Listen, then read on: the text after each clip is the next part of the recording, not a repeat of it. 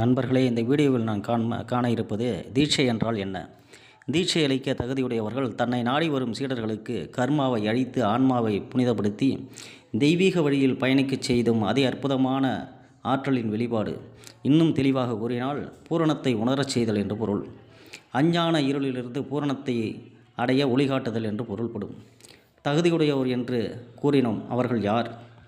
எல்லையற்ற பரம்பொருளின் மீது நீங்காத வாஞ்சையுடன் சதா காலங்களிலும் ஒன்றுபட்ட மனதுடன் ஜபம், தவம், யோகம் போன்றவற்றின் மூலம் தெய்வீக ஆற்றலை பெற தன் உடலை தகுதியுடையதாக மாற்றி புறப்பார்வையை திருப்பி அகப்பார்வையால் தன்னுள்ளே இறைவனை கண்டு அண்டமும் பிண்டமும் ஒன்று என்று உணர்ந்து 7 ஆதார சக்கரங்களை எழுப்பி பிரபஞ்ச பரவலி மகாசக்தியுடன் தன்னை இரண்டர கலந்து கொண்டு யாவற்றிலும் இறைவனை காணும் இறைத்தன்மையாகவே மாறி இயங்காததை இயக்கவும் இயக்கத்தை தடுக்கவும் இறைசக்தியை தன்னுள்ளே கண்டு உணர்ந்தவர்கள் மட்டுமே பிறரின் கர்மாவை புனிதப்படுத்தி எல்லையற்ற அளப்பரிய ஆற்றலை கொண்ட இறைவனை சென்றடையும் வழியை பிறருக்கு அருள இயலும். அதுவும் எல்லோருக்கும் தீட்சை கொடுக்க மாட்டார்கள். உள்ளன்போடு இறைமார்க்கத்தை தேடி அலையும் உத்தம சீடர்களுக்கு அவர்கள் தீட்சை பெற தகுதியான கடும் பயிற்சிகளை பல ஆண்டுகள் கொடுத்து சீடன் பக்குவப்பட்ட பிறகே தீட்சை அளிக்கின்றனர். மன அழுக்குகளையெல்லாம் அகற்றி இறையருளை தாங்கும் பாத்திரமாகவே மாற்றுகின்றனர். தீட்சை பெறுபவர்களுக்கு புலனடக்கமே பிரதானமாகும். வாய்மை வழுவாதவனாக இருக்க வேண்டும். தீட்சை பெற்ற பிறகு கடந்த கால லௌகீக வாழ்க்கையிலிருந்து முற்றிலும் விடுபட்டு தன் ஆன்மாவை மகாத்மாக்களோடு பயணிக்கச் செய்து பரமாத்மாவான பரம்பொருளுடன் ஒடுங்குவதே லட்சியமாகும். தீட்சைகள் 2 வகைப்படும். ஆதார தீட்சை, நிராதார தீட்சை. அவற்றுள் 6 விதமான தீட்சைகள் உள்ளன.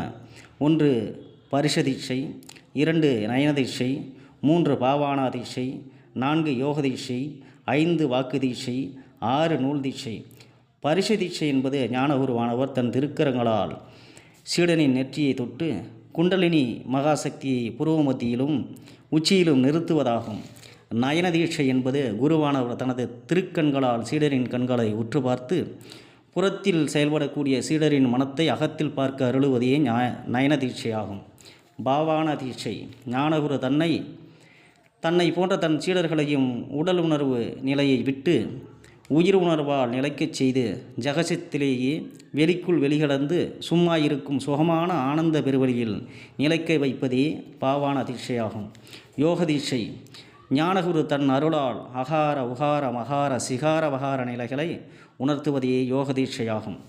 வாக்கு தீட்சை ஞானகுரு ஞானிகள் அருளிய திருமறை கருத்துகளையும் தான் தனக்குள் மெய்ஞான அனுபவமாக உணர்ந்ததையும் இறைத்தன்மையால் நிலைத்து நின்று அவர்தம் உணர்வில் உயிரில் ஆத்மாவில் கலந்து ஞான அதிர்வுகளை உருவாக்கி என்றென்றும் வழிநடத்துவது வாக்கு தீட்சையாகும். நூல் தீட்சை மெய் உணர்ந்த அருள் ஞானிகள் அருளிய திருமறைகளையும் அவர்கள் அனுபவித்த பேரானந்த அனுபவங்களையும் கருத்துகளையும் நூலாக்கி சீடர்களுக்கு வழிகாட்டுவது நூல் தீட்சையாகும். தீட்சை என்பது இறைத்தன்மையை உணர்ந்து இறைத்தன்மையில் இரண்டரை கலந்து இதில் கரைந்து நித்தியராக இருப்பதுவே ஆகும். பேரண்ட பரம்பொருள் இறைவன் பரமாத்மாவுடன் இரண்டர கலந்து என்றும் நித்தியராக பேரானந்த நிலையை அடைந்த மகாபுருஷர்கள்தான் தீட்சை அளிக்கும் தகுதியுடையவர்கள்.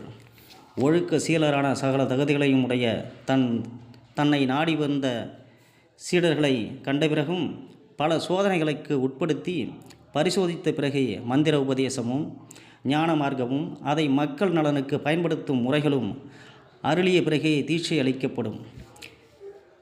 ஞானகுருவை நாடி தகுதியற்றவர்கள் ஒரு காலம் செல்ல மாட்டார்கள்.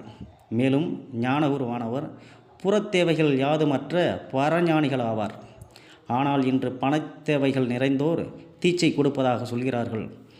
இறைசக்தியை உணராதவர்கள் எப்படி சீடர்களுக்கு சக்தியை செலுத்த முடியும்? அவர்கள் பொய் மாந்திரிகவாதிகள். சில தாந்திரிக முறைகளை தெரிந்து வைத்து கொண்டு தீட்சையும் புறப்பொருட்களை கொண்டு செய்யப்படும் சடங்காக நினைத்து பாலை தலையில் ஊற்றுவதும் மண்டை ஓட்டையை தலையில் வைத்து தீபம் ஏற்றுவதும் ருத்ராட்ச மாலையை போடுவதும் தீட்சை என்று செய்து பணம் பிடுங்குகிறார்கள். தீட்சை பெற செல்பவர்களும் அறியாதவர்கள். இது மாந்திரிகம் கற்க வரும் நபர்களின் சூழலை பயன்படுத்தி செய்யும் ஆன்மீக திருட்டு. இதனால் மனித சமூகம் ஏமாற்று பேர்வழிகளாகவும் மனித தன்மையற்ற சமூகமாகவும் மாறும் அபாய நிலை உள்ளது. எனவே தீட்சை பெற செல்பவர்கள் தீட்சை கொடுப்பவர்கள் தகுதியானவர்கள் தானா என்று உணர்ந்து அதை தெரிந்து கொண்டு அவர்களை பரிசோதித்து அறிந்த பிறகு தீட்சை பெறுங்கள். தகுதியானவர்கள் தீட்சை கொடுத்தால் ஏற்றுக்கொள்ளுங்கள். தகுதியற்றவர்கள் கொடுக்கும் தீட்சைகளை நம்பி நீங்களும் பொய் மாந்திரிகராக மாறி இந்த சமுதாயத்தின் பெரும் இடர்பாடுகளை உண்டாக்க வேண்டாம் என்று மாந்திரிகம் கற்கும் சகோதரர்களை அன்புடன் வேண்டுகின்றேன். தீட்சை பெறுவது என்பது தன்னுடைய கர்மாவிலிருந்து விடுபட்டு இறைத்தன்மையை அடைவதற்காக தானே ஒழிய அதை கொண்டு பணம் ஈட்டுவதோ தன்னுடைய ஆசாபாசங்களை நிறைவேற்றிக்கொள்ளும் தவறான வழிகளுக்கோ அதை பயன்படுத்தக்கூடாது. தீட்சை என்பது லௌகீக வாழ்க்கையிலிருந்து விடுபட்டு பிறப்பு என்னும் பெருங்கடலிலிருந்து பிறவா நிலையை அடைய வேண்டும் என்பதையே தீட்சை பெறும் நோக்கமாகும். அந்த நோக்கத்தினை நிறைவேற்றும்படியாக உங்களிடம் வேண்டி கேட்டுக்கொள்கிறேன். இது உங்களுடைய அன்பு சகோதரனாக கேட்டுக்கொள்கிறேன். வணக்கம், நன்றி.